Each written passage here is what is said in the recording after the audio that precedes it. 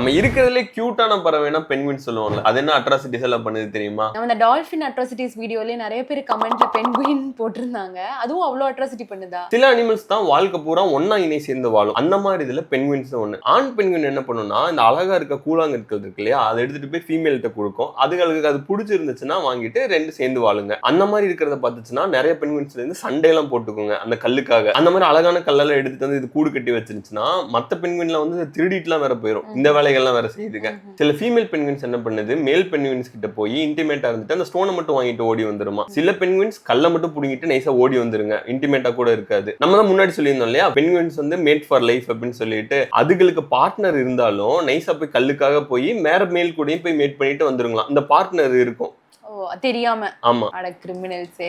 அதாவது இந்த பென்குயின்ஸோட சிஸ்டம்ல வந்து இது கரன்சி மாதிரி இந்த ஸ்டோனை யூஸ் பண்ணிட்டு இருக்குதுங்க. எனக்கு இது பாக்குறப்போ எனக்கு இன்னொரு விஷயம் தான் ஞாபகம் வந்துச்சு. மங்கீஸ்க்கு வந்து ஒரு எக்ஸ்பெரிமெண்ட்ல கேஷ்னா என்ன அப்படிங்கறது புரிய வச்சு பழக்கி இருந்தாங்க. அதுக்கு போய் பணத்தை கொடுத்து ஒரு பொருள் வாங்குற மாதிரி மங்கீஸ்க்கு பழக்கி வச்சிருந்தாங்க. இந்த கேஷை பத்தி பழகின உடனே அந்த ஃபீமேல் மங்கீஸ் எல்லாம் பண்ண முதல் விஷயம் என்ன தெரியுமா, ப்ராஸ்டியூஷன். ஸோ பணம்ங்கிற கான்செப்ட் எங்க இருக்கோ அங்க வந்து ப்ராப்ளம் ஸ்டார்ட் ஆக ஆரம்பிச்சிருச்சு.